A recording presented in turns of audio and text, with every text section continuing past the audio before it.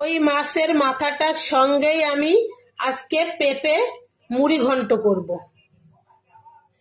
এই জন্য একটা পেঁপে নিয়ে নিলাম। পেঁপেটা আমি ছাড়িয়ে নেব। আমি ছাড়িয়ে নিলাম। এবার আমি পেঁপেটা গোটা গোটা করে কেটে নেব। একটা চামচের সাহায্যে আমি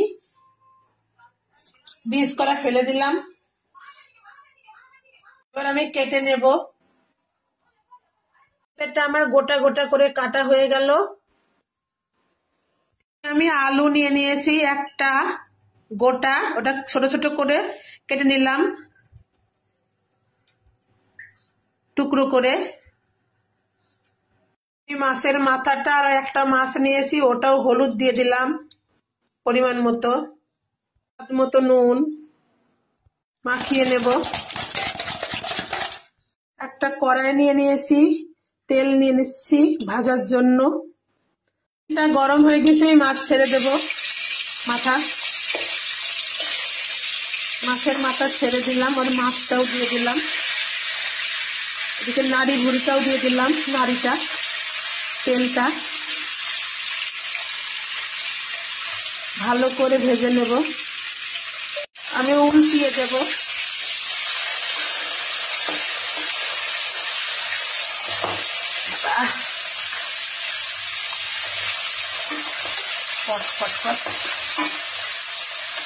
তেল ছিটকে পড়ে। আমার মাছটা ভাজা হয়ে গেছে, মেখিয়ে নেব।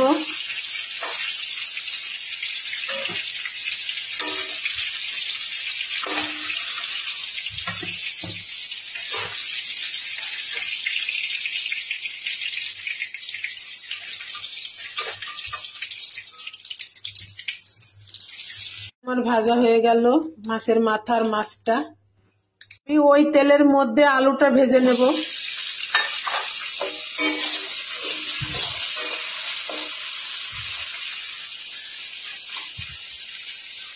দিয়ে দেবো তেজপাতা 4-5টা, দুটো শুকনো লঙ্কা ছিঁড়া, কাঁচা লঙ্কা 3টে,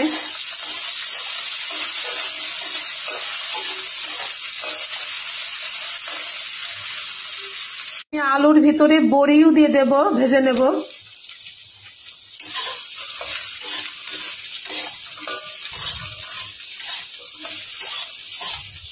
দিয়ে দেব গোটা জিরা, পাঁচফোড়ন,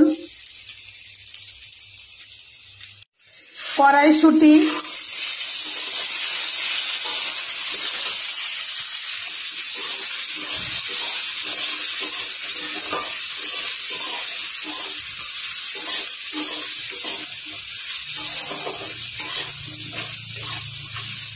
ভাজা ভাজা হয়ে গেছে। আমার সব বড়িও ভাজা হয়ে গেছে, লাল লাল হয়ে গেছে।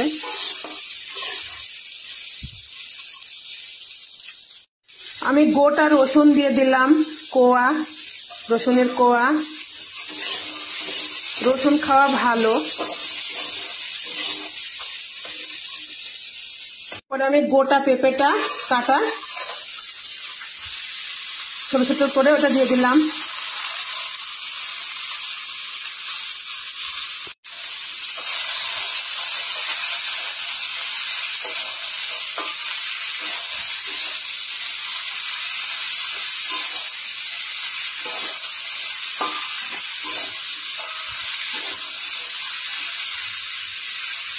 পরিমাণ মতো হলুদ, স্বাদ মতো নুন,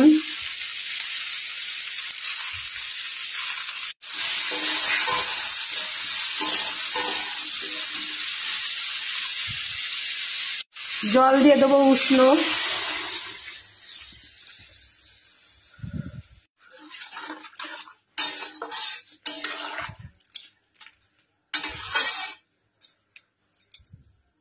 সিদ্ধর জন্য আমি একটা থালা দিয়ে ঢেকে দিলাম।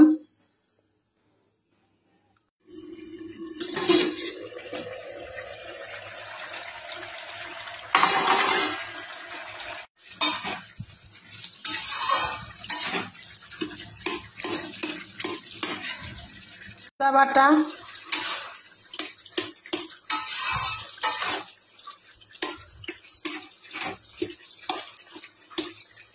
আমার সিদ্ধ হয়ে গিয়েছে, এই যে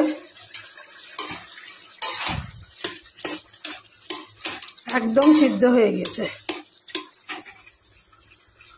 আমি মাছের মাথা দিয়ে দেব।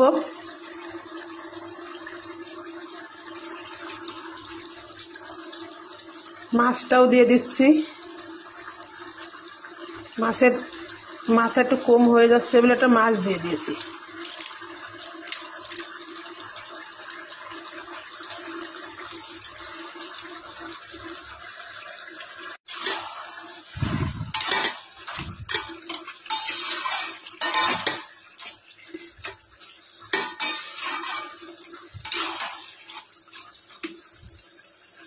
আমার হাতে বানানো মশলা সবকিছু দিয়ে,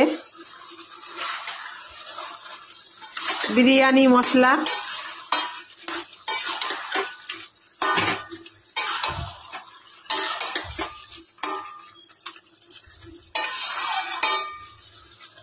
একটু চিনি দিচ্ছি মিষ্টির জন্য।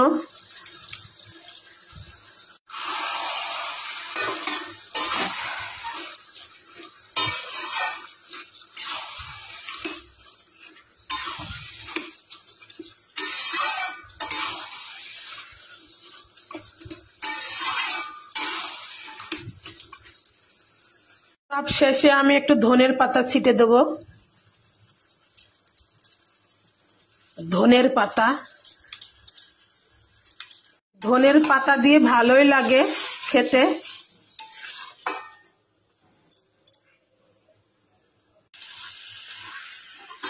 হ্যালো গাইস, আমার তো রেসিপিটা একদম কমপ্লিট পরিবেশনের জন্য।